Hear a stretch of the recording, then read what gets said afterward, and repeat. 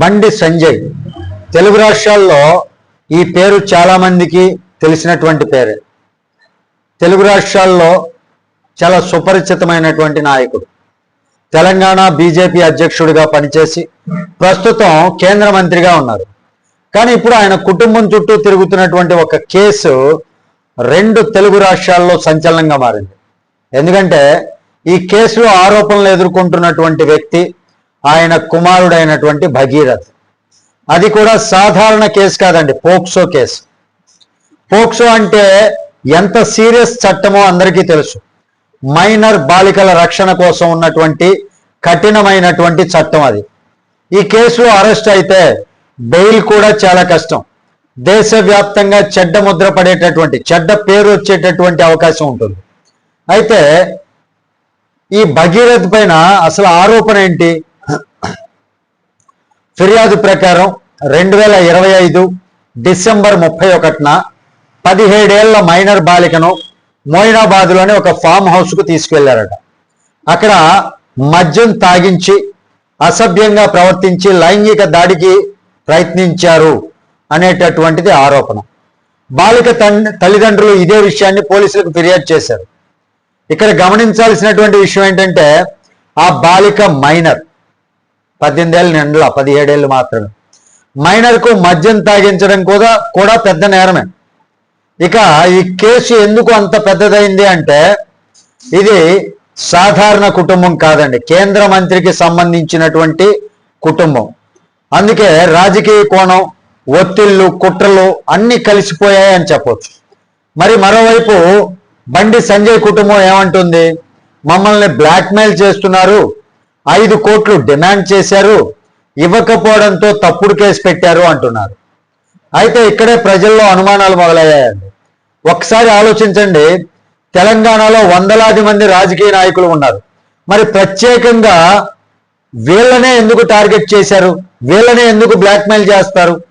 అసలు బ్లాక్మెయిల్ అయితే 50,000 రూపాయలు ఎందుకు ఇచ్చారు? తప్పు ఏమీ లేకపోతే వెంటనే పోలీసులకు వెళ్లకుండా సైలెంట్గా ఎందుకు ఉన్నారు? ఇవి ఇప్పుడు సోషల్ మీడియాలో జనాలు అడుగుతున్నటువంటి ప్రశ్నలు. మరొక షాకింగ్ విషయం ఏంటంటే ఈ ఘటన జరిగిందని చెబుతున్నటువంటి సమయం నుంచి 4 నెలలు గడిచాకే కేసు పెద్దగా బయటకు వచ్చింది. ఇక్కడే ప్రభుత్వం, పోలీసుల పాత్రపై కూడా అనుమానాలు వస్తున్నాయి.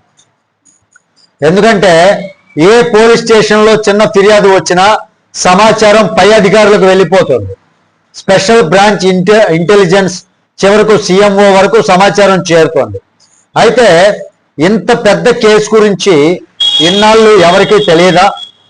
నిజం చెప్పాలంటే ఈ కేసు బయటికి రాకుండా సైలెంట్గా సెటిల్ చేయాలని చూశారనేటటువంటి అనుమానం చాలా మందిలో ఉంది. కానీ మీడియా వరుస కథనాలు ఇవ్వటం మొదలుపెట్టింది. సోషల్ మీడియాలో భగీరథ్కు సంబంధించినటువంటి పాత వీడియోలు వైరల్ అవుతున్నాయి. దీంతో ప్రభుత్వం కూడా డ్యామేజ్ కంట్రోల్ మోడ్లోకి వెళ్ళింది. అందుకే ఇప్పుడు రేవంత్ రెడ్డి ప్రభుత్వం ఒక సిట్ వేసిందండి. ఒక మహిళా ఐపీఎస్ అధికారిని ఆ రంగంలోకి దించింది. ఆ అధికారిని ఆధ్వర్యంలో ప్రత్యేక దర్యాప్తు బృందం అనేది ఏర్పాటు చేశారు. ఇప్పుడు పోలీసులు ఏమేమి చెక్ చేస్తున్నారు? ఫోన్ చాట్స్ చెక్ చేస్తున్నారు, వీడియోలు చెక్ చేస్తున్నారు, ఫోరెన్సిక్ ఆధారాల గురించి వెతుకుతున్నారు, మెడికల్ రిపోర్ట్ల మీద దృష్టి పెట్టారు. ఇవన్నీ కూడా పరిశీలన చేస్తున్నారు అన్నమాట. ఇక బండి సంజయ్ కుటుంబం కూడా కౌంటర్ కేసు పెట్టింది. హనీ ట్రాప్ మరియు బ్లాక్మెయిల్ అంటూ మరో ఫిర్యాదు ఇచ్చారు. ఇప్పుడు ఇక్కడ అసలు ప్రశ్న ఏంటంటే నిజంగా మైనర్ బాలికకు అన్యాయం జరిగిందా, లేక రాజకీయంగా ఎవరైనా సరే దీన్ని ప్లాన్ చేశారా? దానికి సమాధానం సోషల్ మీడియాలో లేదా ఇంకొకటో కాదండి. సిట్ దర్యాప్తు ఏదైతే ఉందో ఆ దర్యాప్తు పూర్తి అవ్వాలి. దానికి సంబంధించినటువంటి ఆధారాలు కోర్టు ముందుంచాలి. ఆ కోర్టు ఆధారాలు ఏదైతే ఉన్నాయో ఆ ఆధారాలే చెప్తాయి నిజంగా బాలికకు అన్యాయం జరిగిందా లేక రాజకీయంగా ఎవరైనా ప్లాన్ చేశారా అనేది. కానీ ఒక్క విషయం మాత్రం నిజమండి, ఈ హై ప్రొఫైల్ కేసుల్లో సాధారణ ప్రజలకు దొరికేటటువంటి న్యాయం వెంటనే దొరకదు. రాజకీయ ఒత్తిళ్లు ఉంటాయి, రాజీలు ఉంటాయి, చీకటి ఒప్పందాలు కూడా ఉండేటటువంటి అవకాశం ఉంటాయి. అందుకే ఈ కేసులో నిజం పూర్తిగా బయటికి రావాలి. ఎవరైనా సరే చట్టం ముందు అందరూ సమానమే అని నిరూపణ జరగాలి. మైనర్ బాలికకు నిజంగా అన్యాయం జరిగితే న్యాయం జరగాలి. తప్పుడు ఆరోపణలు అయితే అవి కూడా బయటపడాలి. ఆ తప్పుడు ఆరోపణలు చేసినటువంటి వారిని కూడా శిక్షించాలి. ఇప్పుడు అందరి చూపు ఒకటేనండి.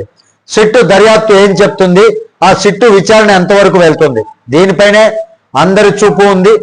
మరి దీనిపైన మీ అభిప్రాయం ఏంటి అనేది కామెంట్ రూపంలో తెలియజేయండి. వీడియో నచ్చితే ఖచ్చితంగా లైక్ చేయండి, ఛానల్కి సబ్స్క్రైబ్ చేసుకోవడానికి కొంచెం సపోర్ట్ చేయండి. తర్వాత వీడియోతో మీ ముందుకు వస్తాను. అప్పటి వరకు సెలవు. జై హింద్.